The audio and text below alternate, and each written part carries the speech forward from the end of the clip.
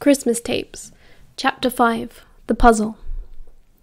He was going to tell James, just as soon as he knew what to say.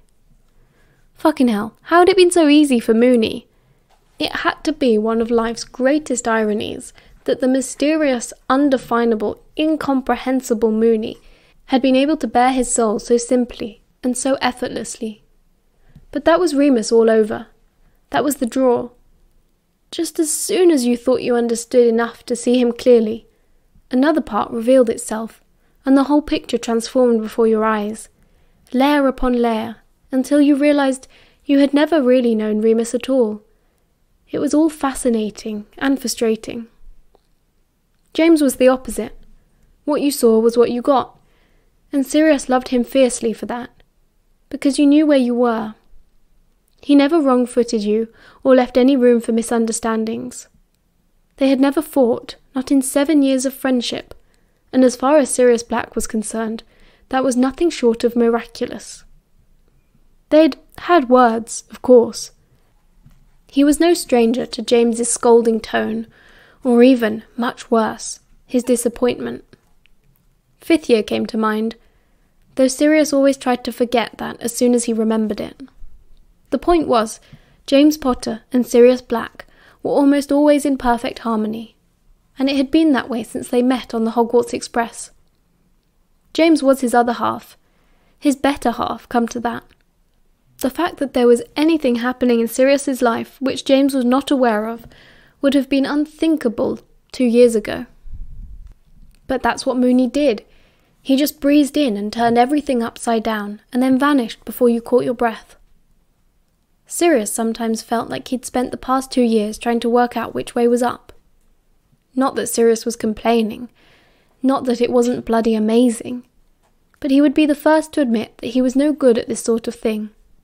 It wasn't as if he'd been given an example. Remus could put a date on it. It had been so clear to him. He knew the moment everything had changed. But Sirius had not realized.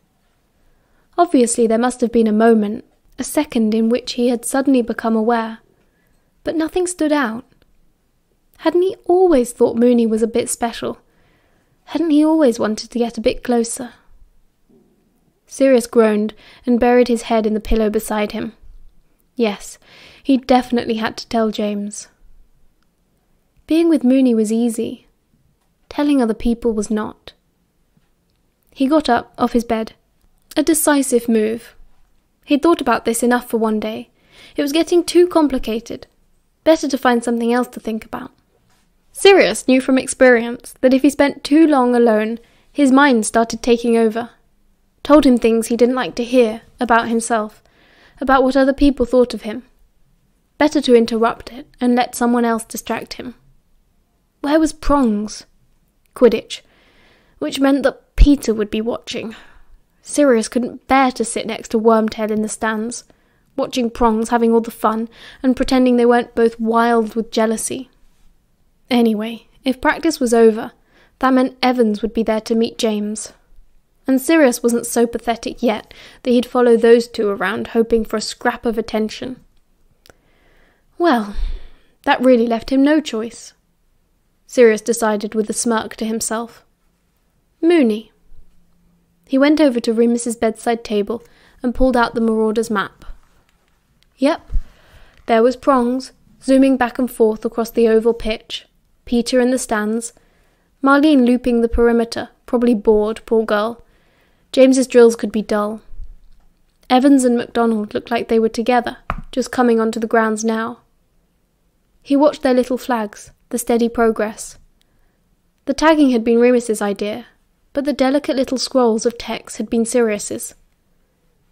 It was all very well, producing a spectacular feat of magic, but presentation was everything. That was the difference between him and Remus. Their magic, anyway. Raw power versus spontaneous finesse. Regulus was in the dungeons. Sirius couldn't help checking. It was just good to know that he was where he was supposed to be. Maybe if he was surrounded by Slytherins, he wasn't tormenting anyone else for once. Sirius knew it was none of his business, that he had to cut his ties with his brother, who was just another Death Eater now. just another enemy. But it was harder than he could manage.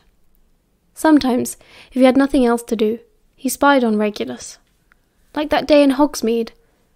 And it had come in handy then, hadn't it? He'd saved Mooney and that annoying swotty 6-year kid, completely by accident. Now, where was Mooney? Sirius scanned the map, all of the usual places. The charms classroom. Sirius could never remember where the study sessions were scheduled for. The library, the kitchens. But no, he wasn't in any of these places. Sirius tried not to get too nervous as he searched quickly for his friend, not in any of his usual hiding places. And why should Remus be hiding?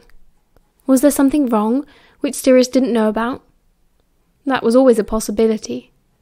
Had he left school again, like that time he went to face the werewolf? Oh, Merlin, what on earth had the stupid brat decided to square off against now? Ah, no.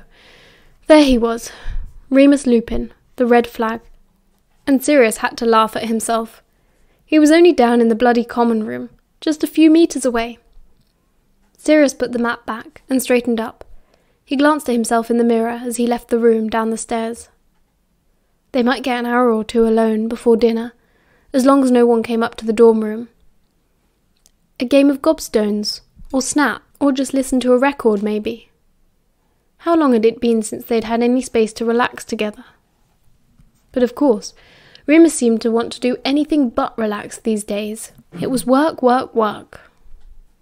Sirius reached the bottom of the stairs and cast around, looking for Remus.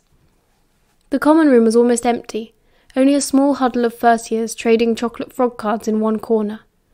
A 5th year plugged into their headphones, head bobbing wildly by the windowsill.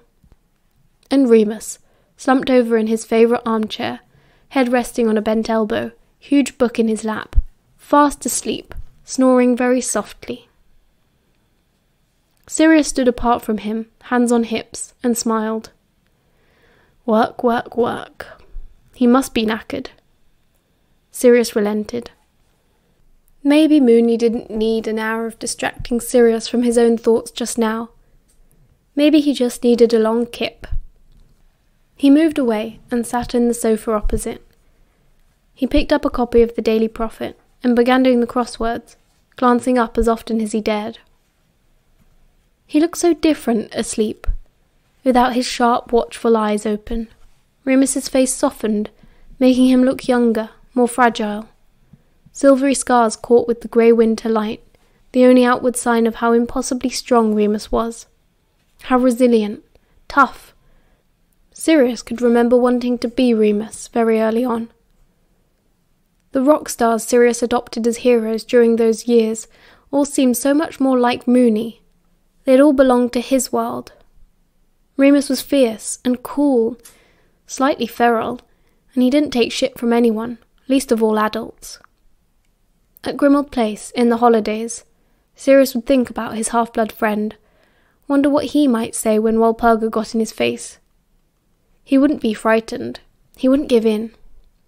And so, no, Sirius could never be sure of a specific moment or a sudden change, because maybe it had always seemed inevitable to him. Because who else could Mooney belong to? Who else but Sirius could want him as much? The portrait hole slid open behind him, and a gust of cold air rushed in, disturbing the warmth of their fireside. Sirius sighed, hearing James's familiar footfall behind him, and Lily's musical laugh. He prepared to force a grin, and stole one last glance at Remus, fast asleep, cheeks flushed pink. "Hello!" James leapt over the back of the sofa, plonking his stupid gangly self down next to Sirius, and whacking him in the arm. Sirius whacked him back. "All right, good practice." Remus stirred awake, stretching and yawning, and grinning dopily up at Lily, who patted him on the head, leaning against his chair. "Sorry, love," she said softly. "Didn't want to wake you." "Oh, didn't mean to fall asleep," Remus replied, lifting the heavy book onto the other arm of the chair, then rubbing his thighs as if they were sore. He looked up at Sirius and gave him a quick, secretive smile. Sirius looked away shyly. Mary and Peter had come in with them and stood around a bit awkwardly. No Marlene. Sirius wondered if they were having a tiff again. Marlene had been really gloomy lately and hardly around at all. "I'm just dumping my kit," James said, waving at his big Quidditch duffel bag in a pile on the floor. "Then going down for an early tea. You lot want to come?" "Do you know what?" Peter said suddenly, eyeing his chess set on a high shelf in the far corner of the room. "Think I'll stay here and see if anyone fancies a game." "I'll walk down with you," Mary said. "See if Roman's about." I thought you two had split up." Lily raised an eyebrow. Mary shrugged, hand on her hip. Sirius knew that look well enough. Mary wanted something. She was going to get it. "Moony? Padfoot?" James looked at his two friends. Remus yawned. "Nah, sorry mate. Too much reading." Sirius held up his crossword. "Really into this, actually." "Weirdos," James snorted, before hoisting himself up, just as quickly as he'd made himself comfortable. "All right, give me 5 minutes, Evans," and strode off towards the dorm with his bag, whistling merrily. 5 minutes passed, and everyone chatted around them before heading off in their different directions, nodding goodbye and finally leaving the scene as peacefully as they'd found it. Sirius and Remus had not moved, only pretended to look at their book and crossword. Two friends, content in each other's company. Alone, they both looked up. Remus's eyes burned so brightly, they were so full of every dark secret, every private moment. Sirius swallowed, dryly, thrilled and amazed. Remus grinned, and the force of it was enough to knock Sirius out cold. "You all right?" Remus asked softly. "Yeah," Sirius whispered back. Congrats. "Thanks, I think I just finished reading everything from all the young dudes." That's a milestone. It is a milestone. Celebrate it. Open the champagne. Open the champagne. Ah, it's over. It doesn't feel like it's over. No, it feels... I mean, okay. I'm not the one who's supposed to feel it. It just feels like you just finished reading a sentence. I finished with a cute sentence though, so... I'm still recording, but I'm gonna wish... Hello. I'm gonna wish everyone a Merry Christmas. Merry Christmas. Because it'll be Christmas when this...